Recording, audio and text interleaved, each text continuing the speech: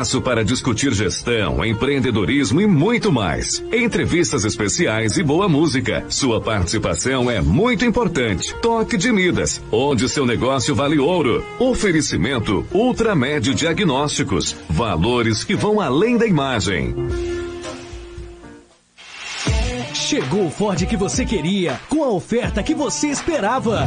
Novo KS 1.0 2019, a partir de R$ 42.990 à vista, ou entrada de R$ 33.962,10 e saldo em até 18 parcelas, por apenas R$ 562 com taxa zero. Tá esperando o quê? Acesse ofertasford.com.br e corra até a Bracon. No trânsito, dê sentido à vida.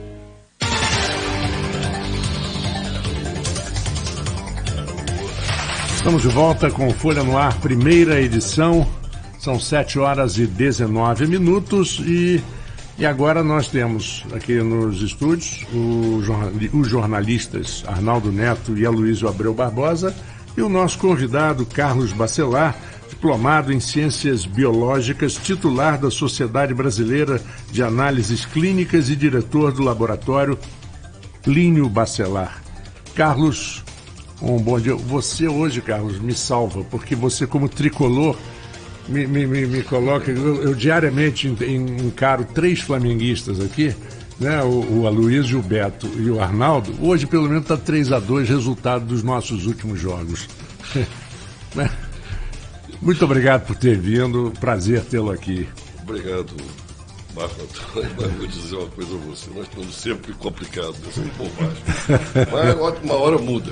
Uma hora muda. Você sabe que isso é o cúmulo da coincidência, né? Um tricolor achar outro tricolor. É uma coisa rara. Antigamente era mais raro um americano achar um outro americano, mas rapaz, o pessoal brincava. Você sabe, tem pesquisas aqui, fizeram uma pesquisa, acho que tem uns 4, 5 anos, que foi muito polêmica, dizendo que o americano seria a maior torcida de campos, que eu acho uma coisa bastante real. Eu me sinto vontade de falar que sou Rio Branco, não sou nenhum nem outro, então eu tô fora dessa briga. Mas isso é uma pesquisa, uns 4, 5 anos que os americanos se ufanam até hoje dessa pesquisa. Mas é só o jogo do Goitacás que você vai ver que uma torcida de campos, o Flamengo de campos é o Goitacás. Né? Mas sem é uma dúvida torcida alguma. oculta. Eu acho. A torcida americana é uma torcida oculta, é uma torcida que não aparece, é uma torcida... Acho que contaram ali no Caju, no Campo da Paz, não é possível que... Está aparecendo a história do acidente de avião no cemitério, que no dia seguinte já tinham resgatado 465 mortos. Essa é boa, Ou aquele camarada tomou 20 balas perdidas, né? 20 balas perdidas, é espetacular.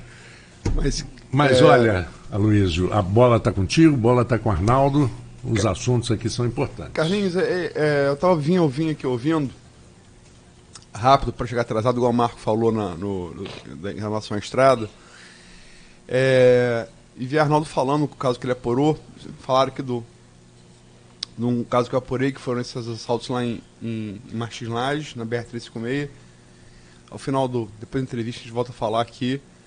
É um prazer ter você aqui, né? Dar bom dia também ao ouvinte aí da Folha FM, Marco, Arnaldo. Mas eu vi Arnaldo falando, a matéria que ele apurou foi o H1N1, né? Lá em São da Barra, e eu vi ele falando que tem uma suspeita de um novo caso, já deve estar ali, tira a cara do WhatsApp, deve estar apurando ali esse segundo caso. Em Campos a gente teve notícia mais recente de 2 óbitos, né? Uma criança que seria da cidade e uma pessoa já de meia idade que teria vindo de outro município. Né? Como é que você está vendo isso? Você trabalha com isso diariamente? Como é que você está vendo? Estamos agora em período de vacinação contra a gripe, né? Como é que você está vendo, não só H1N1, mas de maneira geral, esses novos vírus que estão atacando tanta população? Você tem a dengue, a chikungunya, enfim. Como é que você está vendo isso? Bom dia, Luiz. Bom dia, Arnaldo. Bom dia, outra vez, meu grande companheiro tricolor, Marco Antônio. Luiz, realmente nós estamos num período meio complicado aqui em Campos de viroses. Viroses, chikungunya atacando à vontade aí, muita coisa.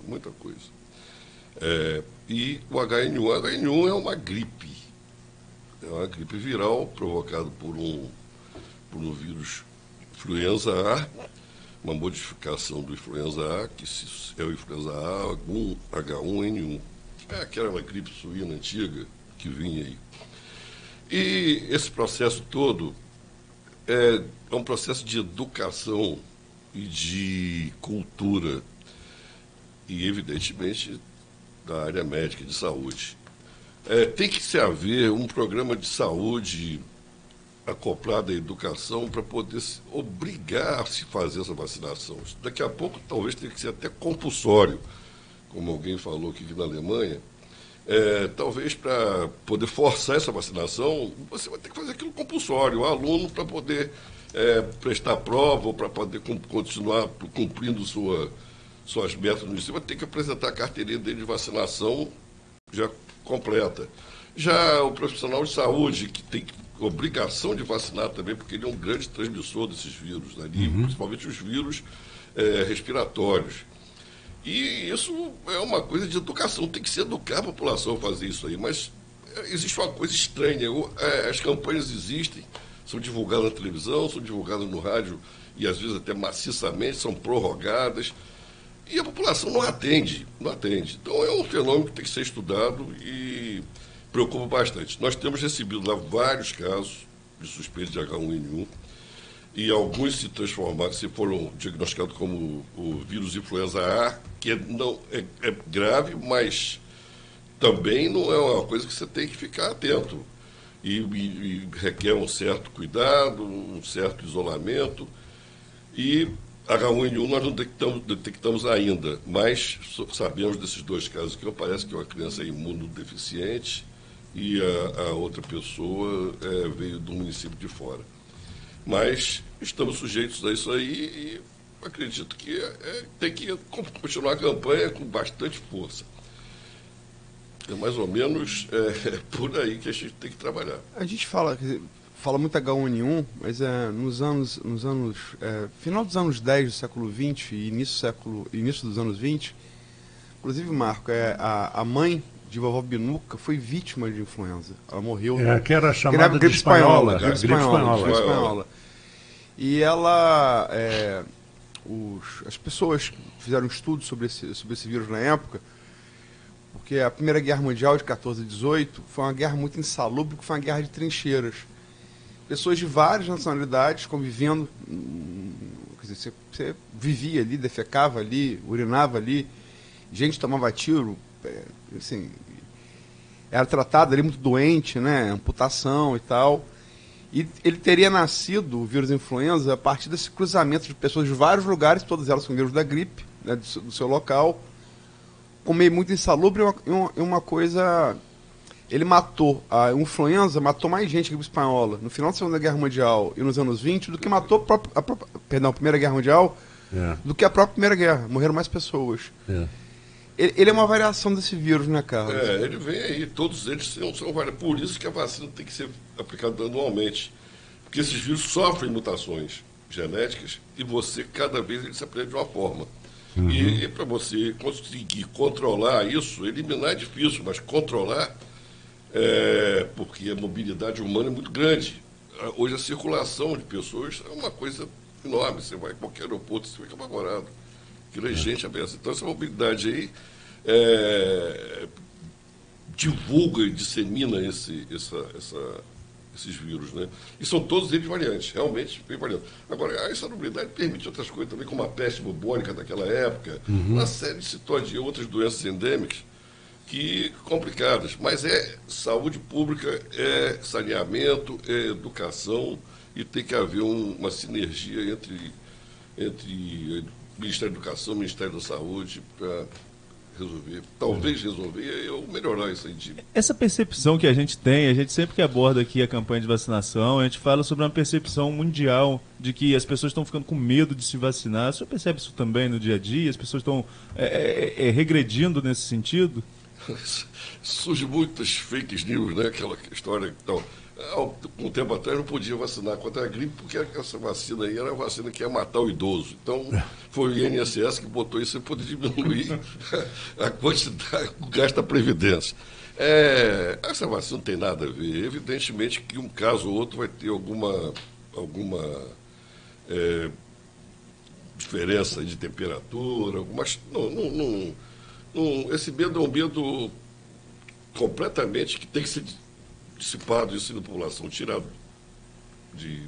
Algumas pessoas falam até que quando toma a vacina, ao invés de evitar a gripe, a pessoa logo fica gripada, né? Que seria uma reação. Mas não é bem nada assim, a ver. né? A vacina, ela começa a fazer o efeito dela a partir do 7º dia. A pessoa vacina hoje, gripe amanhã, não tem nada a ver, ela já estava com o vírus incubado. Isso aí é outra coisa, entendeu?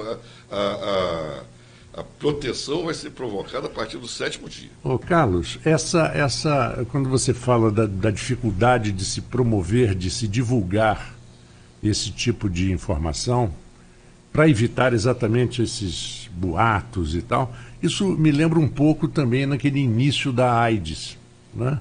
Em que as pessoas não sabiam muito bem o que era, como era, chamavam absurdamente de câncer gay durante um bom período, e ninguém sabia se podia cumprimentar, se podia abraçar, se podia chegar perto. Isso é terrível, porque isso cria um pânico, e o pânico, a gente sabe muito bem que é um complicador difícil de combater. Não é verdade? Correto, isso aí, a AIDS era tido como uma doença assim, que segregava, né, pessoa? Segregava. Tirava fora. Hoje em dia ninguém morre mais de AIDS. É. Você não vê, raro ver óbito de AIDS, se a pessoa cumprir todo aquele protocolo existente de tomar as medicações, ele não vai morrer de AIDS. E provavelmente nós estamos chegando já perto da cura. Já existem alguns casos da ciência narrados de cura do HIV. Então, vamos acompanhar isso tudo é demorado, isso aí é projeto para 10 anos, nada vem assim rápido. Um dos casos mais emblemáticos, né? Até hoje, a Luísa ainda se morre morre, de mas HIV, né? morre aqueles casos, como eu falei, que não cumprem protocolos. Se eles cumprem os protocolos da medicação, ele vai viver muito. Tem outros adventos que podem provocar, não é ideia, do indivíduo que tem HIV, um soro positivo, ele pode infartar, ele pode provocar outras coisas também, que não morreu daquilo, entendeu? Então tem que ser apurado. Porque leva espaço para várias doenças, né? Eu tenho 2 amigos que, um deles recentemente que morreu de HIV, e 2 figuras assim, acho que emblemáticas na história da cultura de Campos. Uma foi Capi, morreu acho que em 2019, Capi morreu em 2015. E há 2 anos morreu Ive Carvalho, grande ator, dos maiores atores de Campos. Também morreu há 1 ano, 2 anos, eu acho. E os 2 casos parecidos. Eles propiciaram problemas renais, e o problema renal acabou sendo a causa dos óbitos, né? É porque a imunodeficiência, ela provoca o vírus do HIV, é um vírus de uma inteligência total. Até, não é minha opinião, mas disseram que foi um vírus fabricado no laboratório, para isso mesmo, para alguma coisa. Esse vírus se reproduz dentro da célula que cria o anticorpo. Então, quanto mais células cria anticorpo contra o HIV, mais ele vai se reproduzir. Incrível isso aí, quer dizer, não tem saída, né? Praticamente não tem saída. A saída é bloquear essa reprodução dele aí. E por terem que tomar várias drogas, essas drogas são drogas, remédio é remédio, medicação é medicação. Algumas provocam lesões renais, outras lesões hepáticas. E tem também esse lado aí que a gente tem que observar. Agora, uma coisa que a Arnaldo falou, Carlos, a gente tem esse problema, você falou de maneira muito incisiva, de fazer até vacinação de maneira compulsória. A gente hoje está vivendo num mundo em que é um negócio engraçado. Você já ouviu uma definição interessante disso, os terraplanistas combatem o globalismo. Bom, se é globalismo, não pode ser terra plana, né? Quer dizer, já está embutido. Né? Você não pode combater globalismo se a terra é plana, né? Mas, enfim, a terra é plana. Não é a evolução das espécies. A viagem à Lua foi feita num estúdio, segundo o Marco falou aí, esse dia por Stanley Kubrick, né? A versão que roda aí. Com o que sobrou do... Aliás, não, ele usou esse estúdio para depois fazer o 2001. No Céu e no Espaço. E, quer dizer, fruto de todo esse obscurantismo, né, a gente tem aí o caso também dessa coisa das vacinas.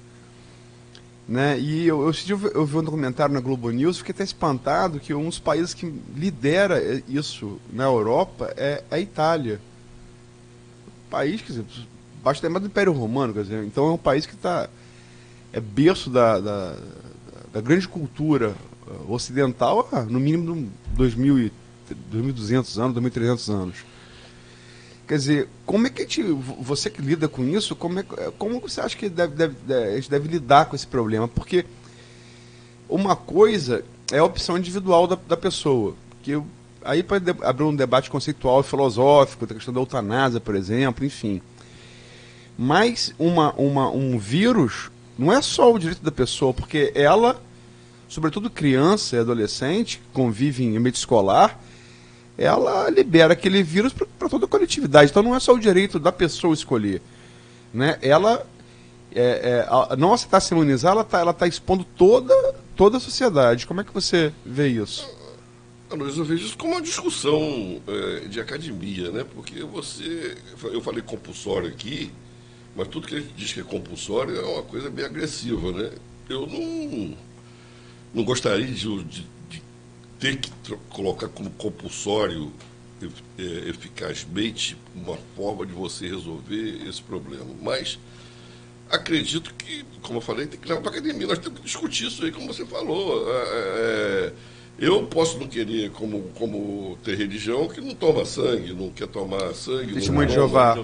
Você tem pessoas que não querem, eu não vou vacinar. Eu sou contra a vacina, acho que não deve vacinar.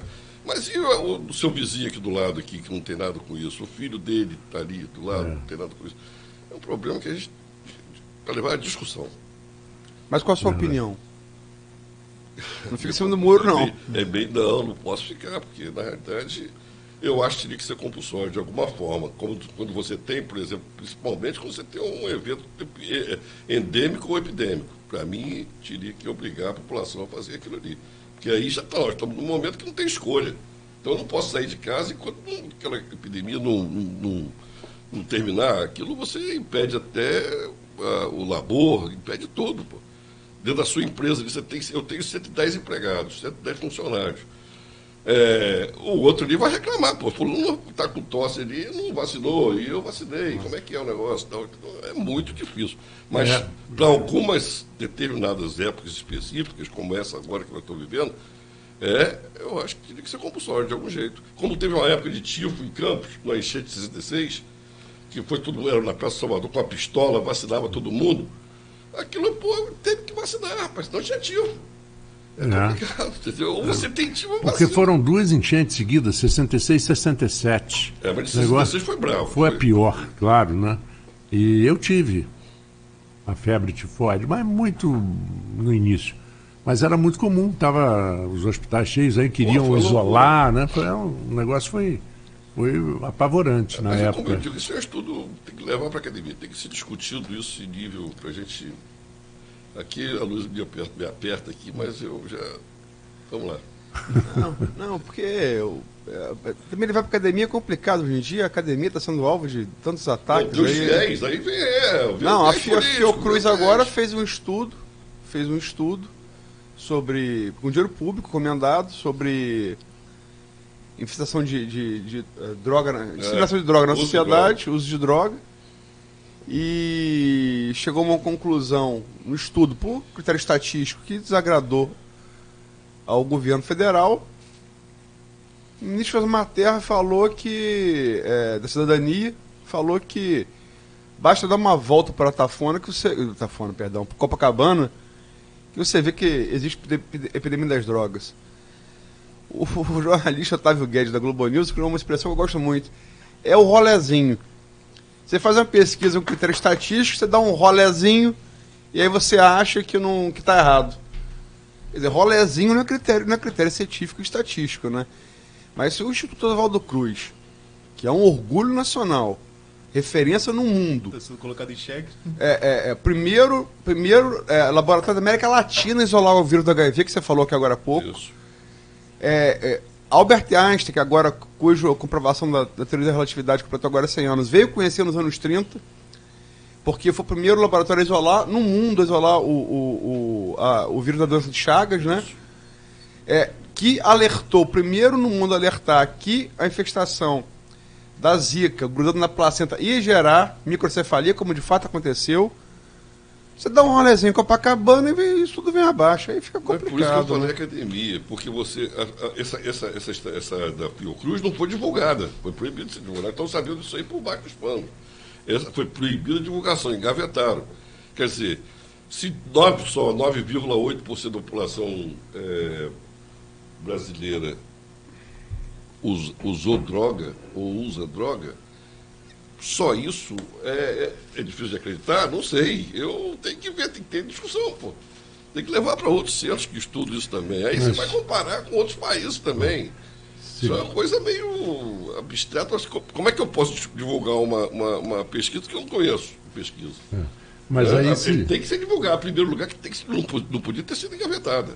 Isso aí eu sou contra. Se gastou-se dinheiro. A Fiocruz recebeu uma verba de 8 milhões. Devolveu 1 milhão. Devolveu 1 milhão. Porque não gastou os 8. E a Fiocruz, como você falou aqui, a Fiocruz, como você falou, é uma entidade acima de qualquer suspeita. Eles são fora de série. A Fiocruz está, em efeito de vacina, é pioneira mundial. A Fiocruz. E até o Vital Brasil, em Niterói, que a gente não pode esquecer, também tem uma grande atuação nessa área aí. É complicado, mas nós temos que trazer isso mais à luz mesmo. Nós temos que discutir isso. Isso não pode ficar engavetado. Esse negócio de luz e sombra parece ser hoje um debate nacional, né? Mas o que eu falei é o seguinte, porque você fala de discussão acadêmica, mas você precisa tratar assunto científico respeitando como ciência, né? Porque fala assim, a teoria da evolução, por exemplo. Uma teoria científica, ela tem que partir de uma base científica, empírica. A teoria científica não é, eu acho que... Mas essa já está discutida. Não, o que eu quero dizer é que as pessoas falam assim, a teoria da evolução é uma teoria. Não é uma teoria científica, não se estabelece só como uma teoria. Ela tem uma série de pressupostos empíricos para ela se basear. E hoje você discute, por exemplo, a Fiocruz, você tem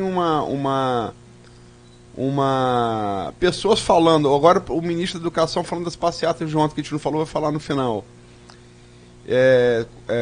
Pela Educação, que recebeu notícias, o ministro recebeu notícias de denúncias de pais, de alunos, que teriam os filhos teriam sido coagidos a participar de passeata. Como o ministro Osmar Terra falou também que existem elementos na Fiocruz que querem legalizar as drogas e utilizariam ele falou, e utilizariam para isso.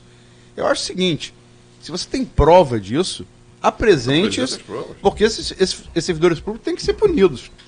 Agora, se você não tem, falar em um rolezinho, eu dei um rolezinho nas redes sociais, os pais disseram isso, eu dei um rolezinho em Copacabana e tem epidemia da droga assim, pesquisa está errada, aí é complicado, né? Então por isso que a pesquisa tem que ser apresentada, para ver qual foi a metodologia usada, o que aconteceu, como é que foi feito essa história toda, e quem tiver que criticar, vai criticar em cima da pesquisa, não porque tem viés ideológico, que não tem viés ideológico.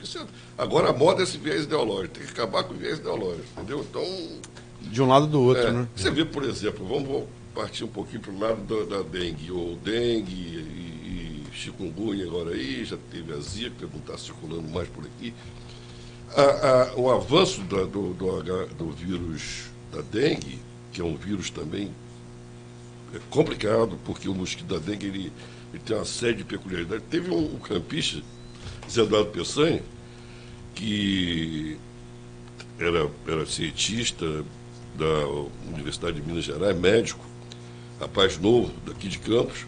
Eles em pesquisa, estão muito avançados na pesquisa da dengue lá. Ele provou que o mosquito da dengue podia colocar um ovo que teria 2 sorotipos. Podia ter no mesmo ovo, sorotipo 1 e sorotipo 3. Então, olha a dificuldade. Quem já tinha sido contaminado pelo sorotipo 1, se ele fosse picado por esse mosquito outra vez, ele do 1 não pegava, mas pegava o 3, que estava no mesmo mosquito. Muita gente pensa, Carlos, que para o mosquito transmitir dengue, é preciso que ele nasça, pique uma pessoa que tem um dengue e depois venha me picar outra pessoa, que ele não nasceria já com a... Não, aquele que já picou o dengue, que tem o vírus da dengue, o mosquito que tem o vírus da dengue, a fêmea vai colocar ovos com o vírus da dengue. Ah, sim. Então ela coloca cerca de 150 ovos aí na sua... Pronto, danou-se. E ela não coloca ovo num lugar só, não. Ela distribui aquilo ali. É uma coisa interessante. Fica mais difícil no combate. E aí vem o Arnaldo falar sempre, a Luísa também, sobre a necessidade das pessoas, aí vem o mesmo problema da vacina, as pessoas se conscientizarem de que tem que fazer o trabalho de casa delas, porque senão não adianta. Porque também é compulsório, né? É outra coisa. Marcelo Lessa pegou aqui com a PM, teve também alguns anos e entrou em quintais, as pessoas simplesmente se negavam a limpar os quintais. Quer dizer, como é que você vai controlar? Carlos explicou bem aqui, o ciclo de disseminação é impossível controlar. Se não põe aqui, põe ali. Se ele não põe na Natafona na sua casa, vai pôr na minha, se a gente não cuidar do nosso quintal. Se você está na área, está ferrado. Sim. Você vê, qualquer festinha que existe em Campos de final de semana, aí no Parque Tamandaré, em qualquer lugar, você vai lá no domingo de manhã cedo, aquilo dá uma nojeira, copo espalhado para tudo quanto é lado. O povo não tem educação, desculpa, o povo, quando a gente fala isso aí, não generaliza, né?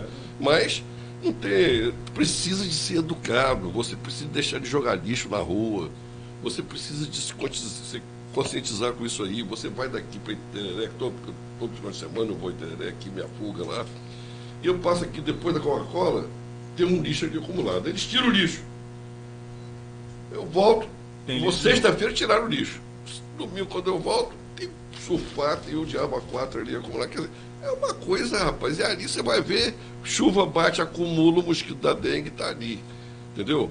É isso que a gente tem que fazer, educação. Como é que você vai provocar isso aí, fazer com que o povo tenha esse tipo de educação? É um processo também que a gente tem que desenvolver. Estudar muito. Bom, são 7h45. Vamos a um pequeno intervalo no Folha no Ar, primeira edição. Oferecimento Laboratórios Plínio Bacelar e Nova Canabrava. E voltamos em instantes. Fique conosco. Campos ganhou o primeiro CNEI.